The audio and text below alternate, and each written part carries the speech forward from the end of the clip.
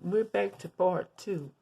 I was telling y'all that Oprah hangs out with Gayle in a more intimate way than she does with Stedman, who you rarely ever sees. And they supposed to have been living. They've been living together for 30 years, but you don't never see him with you. With him, you know, it reminds me of Robin Crawford, who wrote the Whitney Houston book.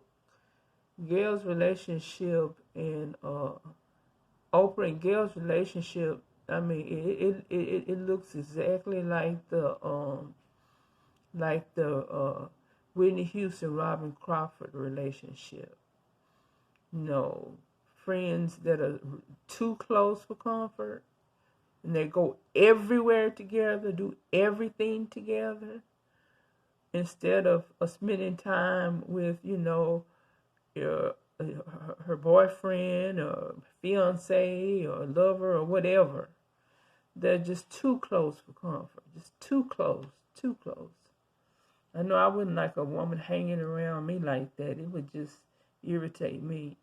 But Oprah, she, like I said, she controls Gayle, and you know, she's enriched Gayle. So Gayle, she's something else. And another thing I was talking about, the what's I going to say? Oh, the Willie Lynch letters. Okay, the Willie Lynch letter says that he was a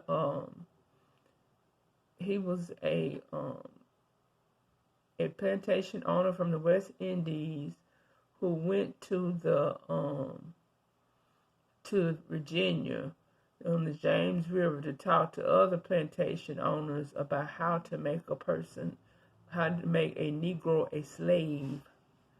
So he more or less said division. Division is what makes a slave. And Gayle's Oprah and Gayle's play, Oprah and Gayle's little display, it seems like they're using the Willie Lynch letter in that they're using color. That is, they're covering for white men, right? And that they are dividing and tearing down well-known black men who they had some relationship. Gayle didn't have relationships with hers, but Oprah did with Michael and Russell Simmons.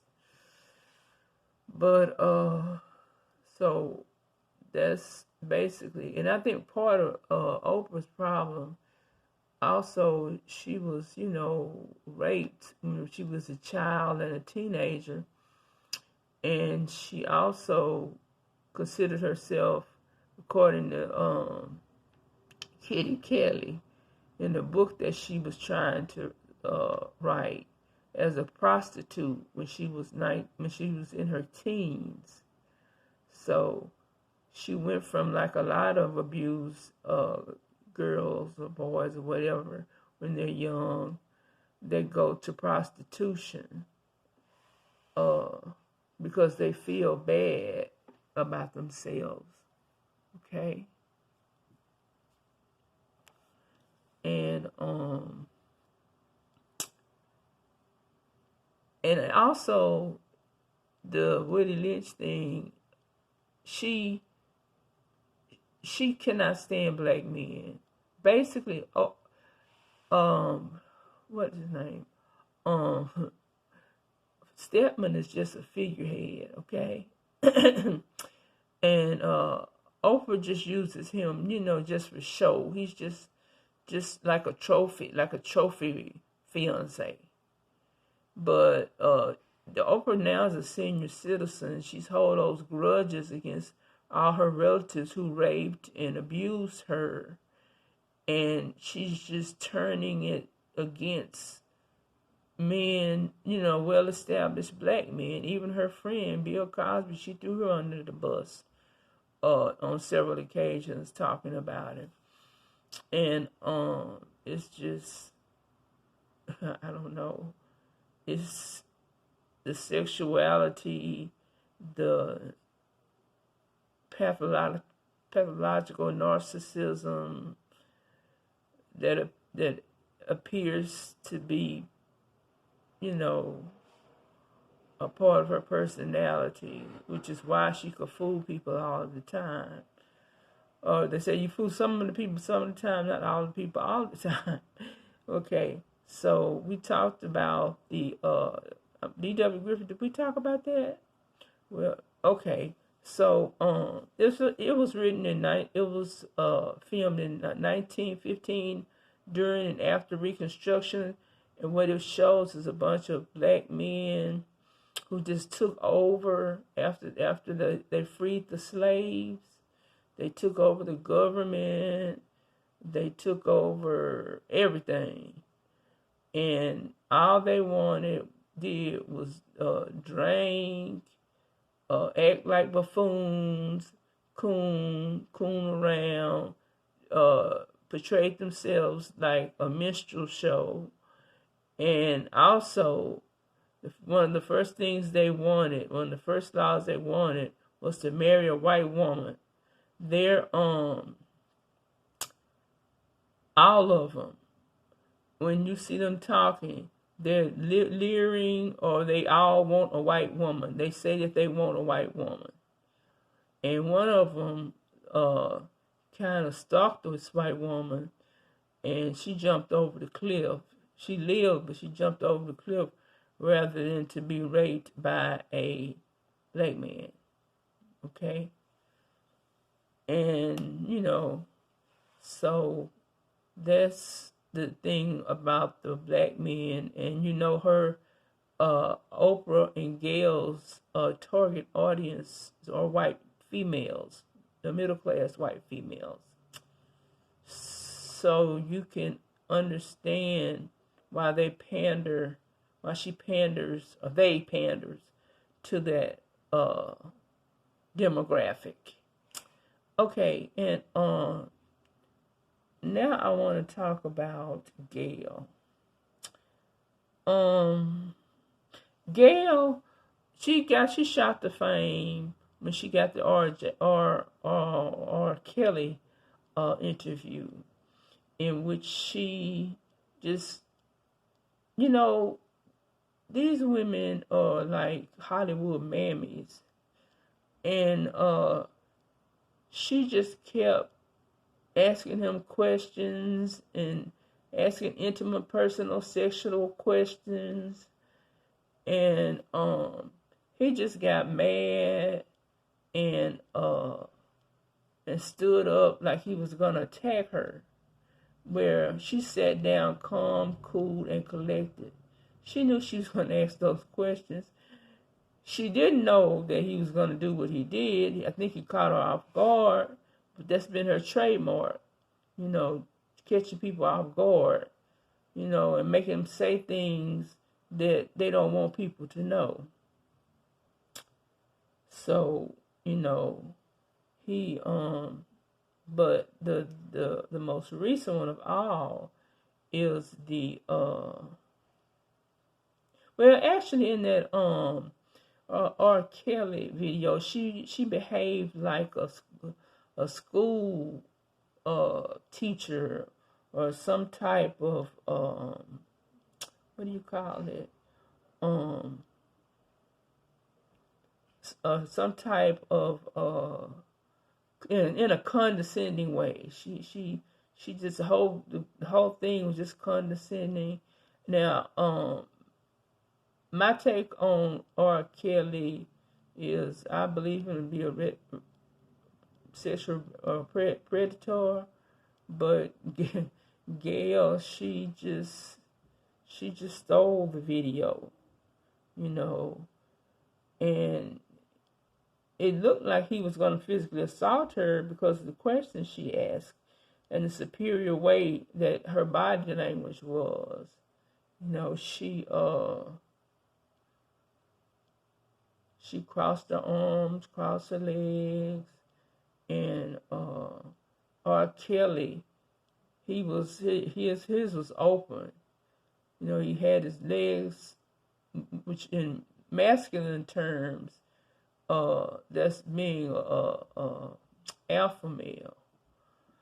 Even though he broke down, but she had her hands and legs crossed, which shows defensiveness. She sat like that to defend herself while she was doing the interview. That's how, you know, we look at things in psychology.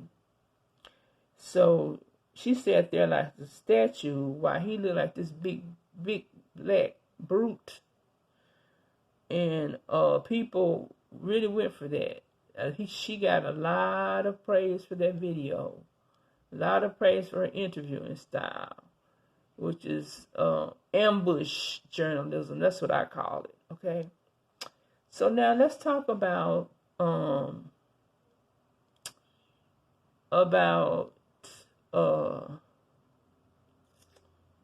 Kobe Bryant.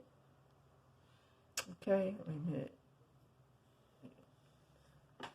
Let me get this, y'all. Get this together. This information together. Because this is long about Kobe Bryant. Okay, so she wanted to use that same tactic on Kobe Bryant that she used on R. Kelly. But she didn't realize Kobe Bryant was a well-loved, well-liked, well-respected athlete, philanthropist, and people liked him because he didn't have any kind of attitude problems like, Michael Jordan had. So, when she decided to, wait a minute. Let me go back to the R. Kelly thing for a minute. The reason he got mad was what he said, that the women were like Stockholm Syndrome victims. Y'all know Stockholm Syndrome is like the battered wife syndrome. They stay with them regardless. And I forgot to put that down. I forgot to mention that. Okay, so that's when R. Kelly got mad and touchy with the battered wife syndrome, while those women were still staying with him, Jocelyn and Azrael, but they're not with him now because he's in jail. Okay, we got R. Kelly in jail, which is a success, okay, on Gayle's part.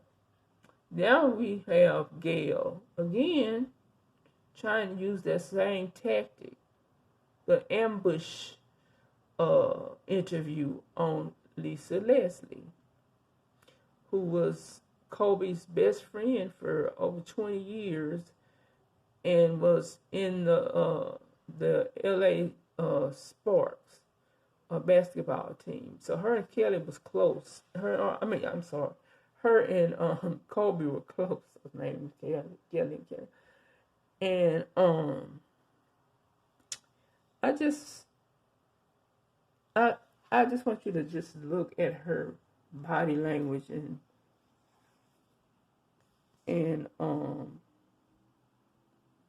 I'll go from there.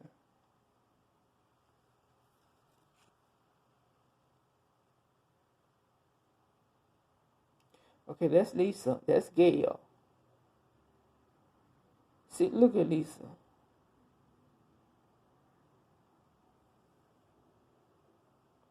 You can see it in Lisa's eyes. Lisa is in pain. She's in grief. Look at her eyes. Look at Gayle. She's using that school warmish thing. And look and see Lisa holding herself. She's holding herself classy. Look at the way look at the legs.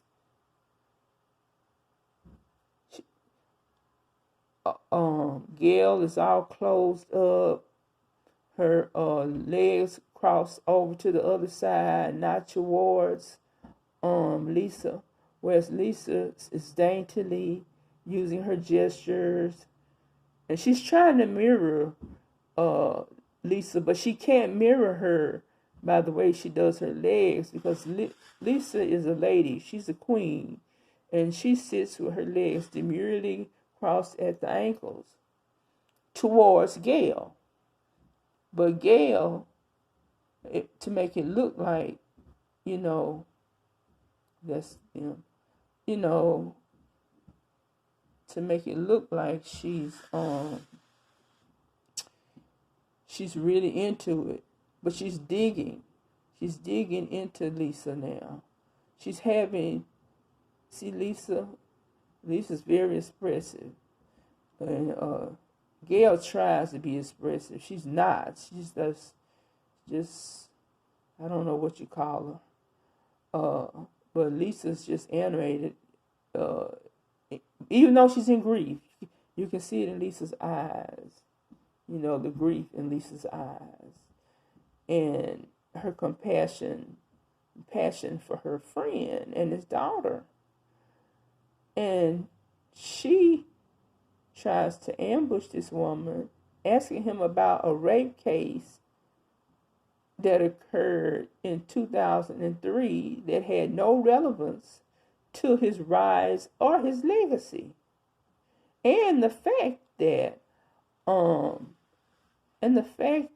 what's his name?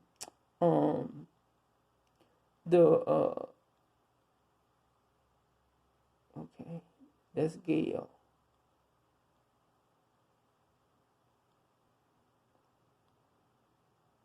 She's sitting there, arms crossed, no respect. Look at her. Just look how she's sitting in that chair. You see Lisa? Lisa's sitting like a lady. She's sitting classically.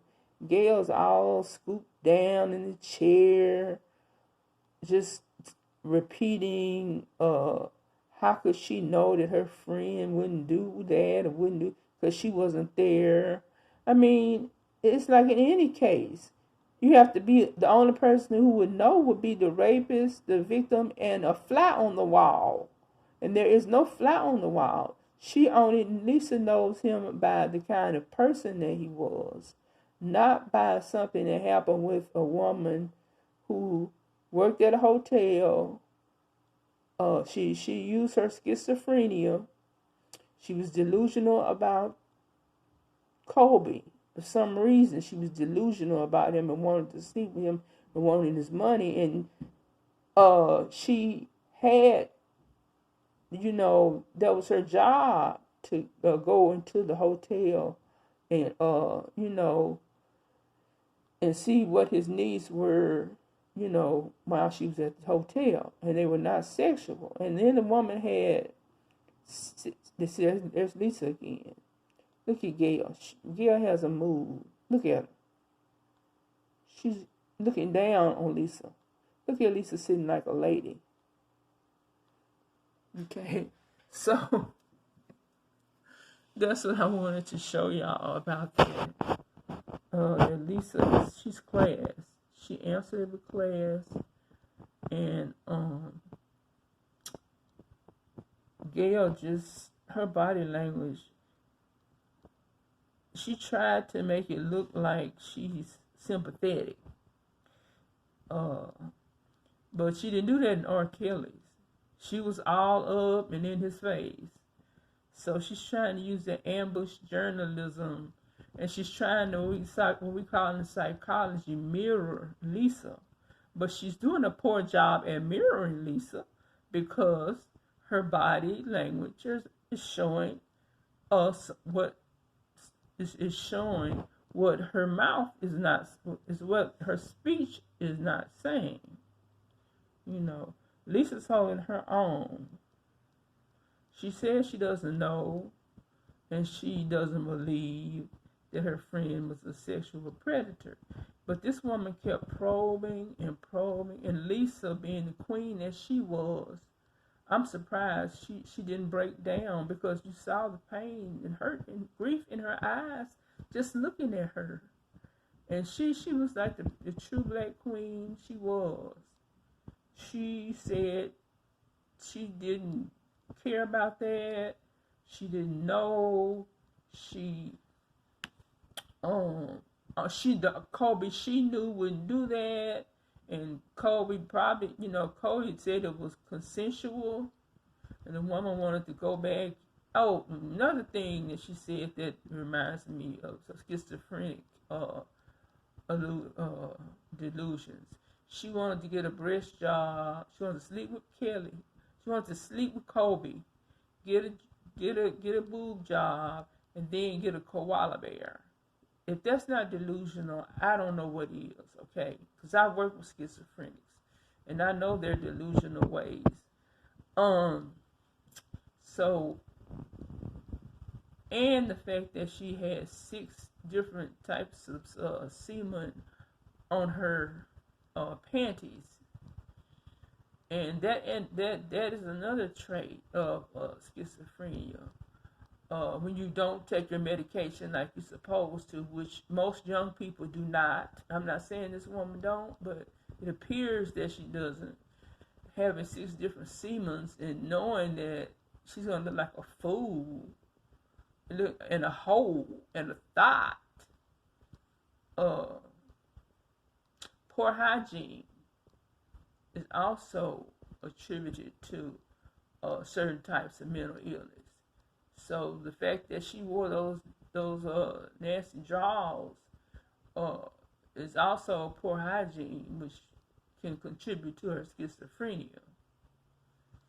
So I think she was delusional. I think Oprah is bitter. She's getting old. She's trying to keep herself relevant. I mean, the woman's got 3.8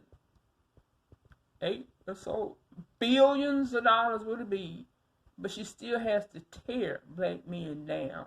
She's up now. It's like, I'm up now. I can tear y'all down.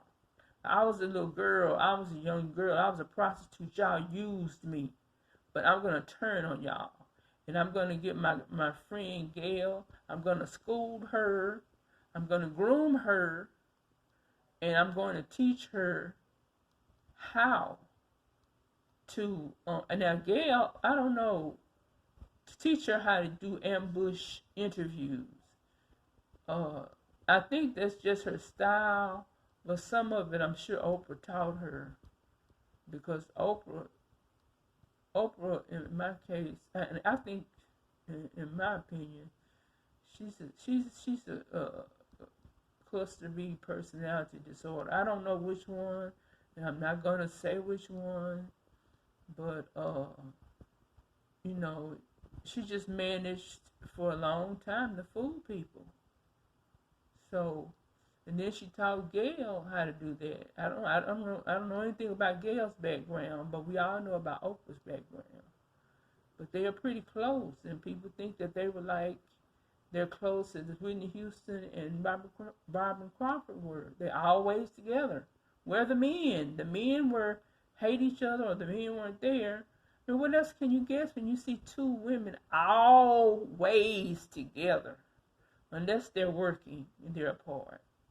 That's just not really normal, And then you're supposed to have a fiance that you've been a fiance for 30-some years. Who would want to be a fiance or have an engagement, 30-some year engagement, unless they have a trophy mate? It's not love, or it would have been consummated, or marriage would have come out of it. So,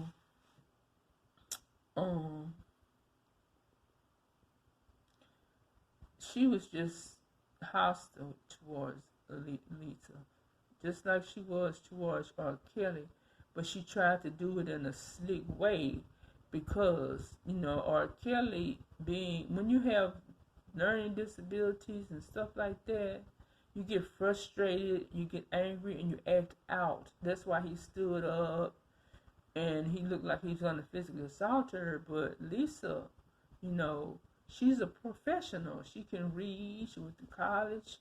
She's been in the NBA. I'm sure she got her own business interests. that she's doing now, she couldn't catch Lisa. Lisa said, this is not the time, this is not the place. I came to talk about his legacy and his rise and our friendship and what he did on his time and what I know from him that did not happen. And of course, Gayle got this backlash. And Oprah come on today's show with Hoda Colby and what's that name? Jenna Bush. Miss Wild, Jenna Bush. You remember Jenna Bush. Coming on there, being phony. I mean, even a child will see how phony. Gayle's not doing well. Gayle's not doing well at all. Gayle's not doing well. Gayle's not doing well at all. She's getting death threats. She's getting death threats. I don't know how she hadn't slept in 2 days. They're trying to garner everybody saw through that. That's the thing about it. She was masterful when she was young with her personality disorders, but alleged personality disorders. But she